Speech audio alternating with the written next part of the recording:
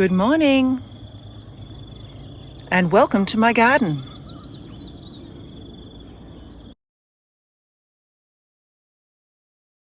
Growing a garden is a process of iteration, of learning, of discovering what works and what doesn't.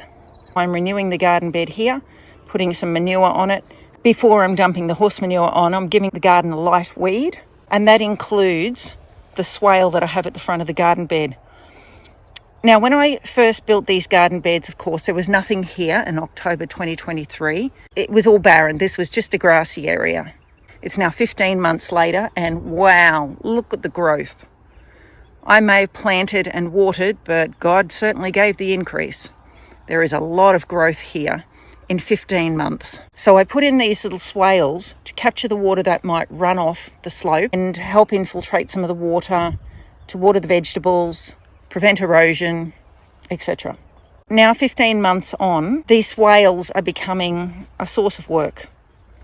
So on this side, the vegetable side, I really don't want couch grass coming in amongst my vegetables. And as you can see there, a lot of weeds have come in amongst those shallots.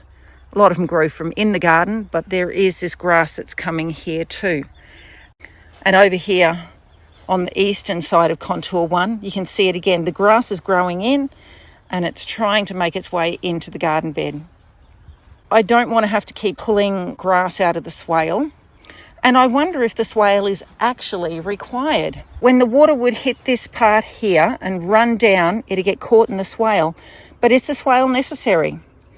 I've also got this chop and drop row, which raises the contour of the land.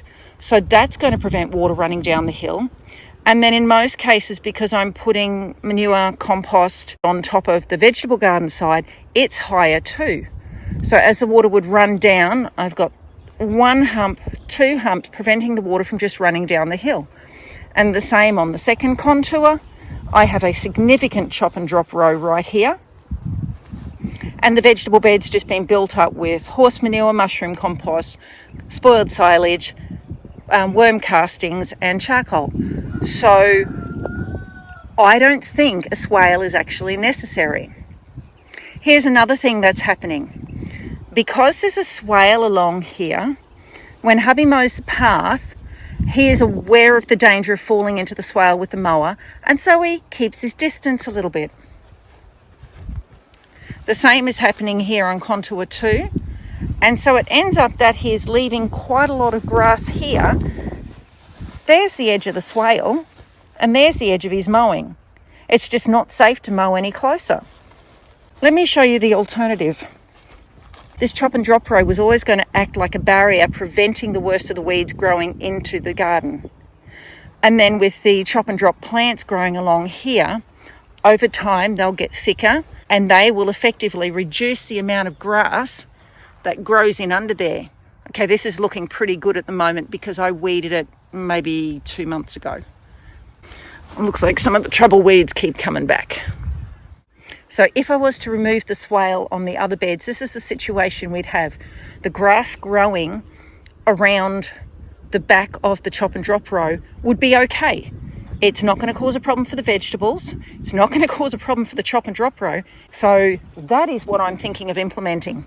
Down here on contour 2 on the east, you can see the same situation. I won't have chop and drop plants along here because in the middle there it's actually barely wide enough for hubby to get through with the mower with the chop and drop row on the outside of that central picket. So putting extra plants there would cause a problem. So instead I'm going to just use these bananas in the middle of the bed as chop and drop. I'm going to have to do that frequently so that they don't get tall enough to blow over and damage my trellis. And I might use some of my windbreak plants as chop and drop for this row. Of course, my pumpkin's sprawling everywhere now, so I won't be putting any more chop and drop on this row for a while. Contour 1 on the north, if I was to remove the swale, it could look similar to on contour 1 on the east. The mowing could be done up to the edge of the trees and it would be okay, no weeding required. The same on contour 2. If I fill in the swale, then the mowing can be done all the way to the edge of the trees and the grass that grows here wouldn't be a problem. And the same on contour 3. So what am I going to do? I don't feel like dragging soil. We're having temperatures in the high 30s, and that's quite energy sapping with our humidity. So my plan is to, rather than to weed this swale, just to crush everything into the swale.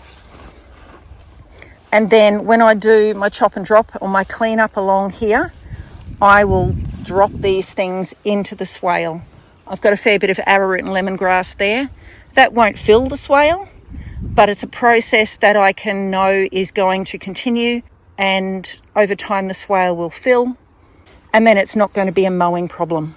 Gardening very much is about deciding how much that person who is going to manage the garden can handle, what kind of work they want to create for themselves, what kind of burden they feel their choices are going to make. Weeding a chop and drop swale doesn't make sense to me. So I'm going to create a situation where I don't need to weed it.